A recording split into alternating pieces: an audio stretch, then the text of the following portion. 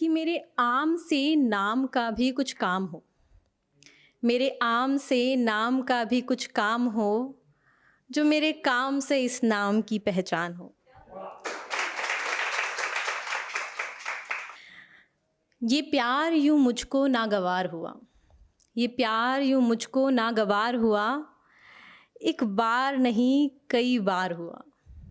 ये प्यार यूं मुझको नागवार हुआ, एक बार नहीं कई बार हुआ, कमबख्त जब भी हुआ पहली बार हुआ। ये प्यार यूं मुझको नागवार हुआ, एक बार नहीं कई बार हुआ, जब भी हुआ पहली बार हुआ। चंद लम्हों एक दो महीनों कुछ सालों वाला नहीं, चंद लम्हों एक दो महीनों कुछ सालों वाला नहीं, जन्मों जन्मों वाला और असरदार हुआ। जब मैंने उसे पहली बार देखा, जब मैंने उसे पहली बार देखा, उफ, जब उसने मुझे पहली बार देखा। मेरा किस्सा थोड़ा गजब है क्योंकि ये दोनों बातें अलग अलग हैं। फिर वो भी एक दिन आया, फिर वो भी एक दिन आया, किसी आहट किसी इंतिबाह के बिन आया। इंतिबाह माने वार्निंग। फिर वो भी एक दिन आया, किसी आहट किसी इंतिबाह के बिन आया। उसने आँखों में मुझको कैद किया, मैं शर्मा के खुद में सिमट गई। उसने आँखों में मुझको कैद किया, मैं शर्मा के खुद में सिमट गई, और पहले आप में हमारी गाड़ी भी निकल गई।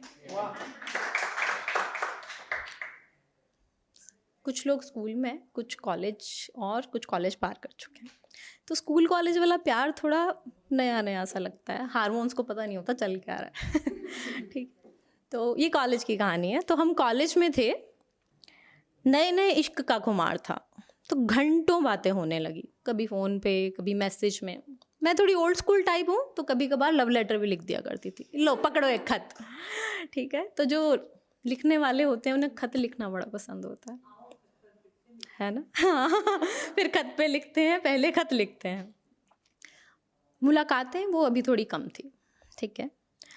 पर एक बात बताओ यार, ये क्या चक्कर है, मतलब तुम प्यार कर लो और कितना छुपाने की कोशिश कर लो, सबको पता, कितना ही छुपा लो।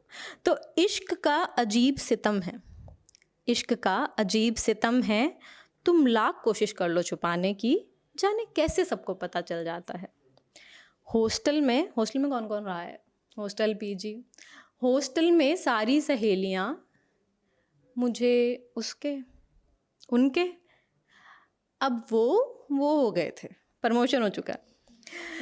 हॉस्टल में सखियाँ मुझे उनके नाम से छेड़ने लगी, और उनको लोग चाय की थड़ी पे मेरे नाम से। मेरी कसम मुझे पता भी ना चला, मेरी कसम मुझे पता भी ना चला, और मैं आधे कॉलेज की भाभी हो गई थी। मैं आधे कॉलेज की भाभी हो गई थी, और बिना फेरों सिंदूर मेरी आधी ही सही पर शादी हो गई थी। तो अब जब जग जाहिर हो ही गया, तो आशिकी परवान चढ़ने लगी, आशिकी परवान चढ़ने लगी, और हमारी भी मुलाकातें अब बढ़ने लगी। फिर वो भी एक दिन आया, फिर वो भी एक दिन आया, जब उन्होंने मुझे कहीं बाहर मिलने बुलाया। नादान सा दिल मेरा थोड़ा घबराया, थोड़ा शर्माया, पर उसने मुझे जैसे तैसे जाने के लिए मनाया। मैं पहुंची तो बैकग्राउंड में गाना बज रहा था, धीरे धीरे से मेरी जिंदगी में आना, और धीरे धीरे ही सही मोहब्बत का माहौल बन रहा था। उन्होंने हाथ पकड़ा और बालों को सहलाया, अपनी ओर खींचा और पूछा, गले लगा लूं? मैंने भी शर्माते हुए कह दिया, हाँ लगा लो। बाहों में लेकर उन्होंने मुझे कस के सीने से लगाया, और बस अभी अभी मेरा मन खुशी से झूम ही रहा था कि उन जनाब ने अपने होठों को मेरे होठों से लगाया। उन्होंने अपने होठ मेरे होठों से लगाए और वहीं मेरे रेत के महल डगमगाए।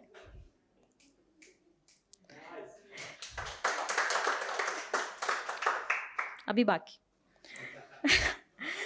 उन्होंने अपने होठ मेरे होठों से लगाए और वहीं मेरे रेत के महल डगमगाए, और मेरे छोटे से दिमाग के उलझे हुए न्यूरॉन्स ये सदमा झेल नहीं पाए। और वो मुझसे बोले, यार इसने क्या कर दिया, इसने क्या कर दिया, गुस्ताखी के नाम पे गुनाह कर दिया। मैं उससे एक झटके में, हाँ एक झटके में वो उनसे उस हो गया था। मैं उससे एक झटके में दूर हट गई और पूछा, तुमने मुझसे पूछा क्यों नहीं? उसने बड़ी बेरुखी नाराजगी से बोला, पूछना क्यों था, क्या मैं तुम्हें पसंद नहीं हूं? बस उसी पल वो मेरी नज़र से गिर गया, और जो दिल उस पे आया था वो वहीं से फिर गया।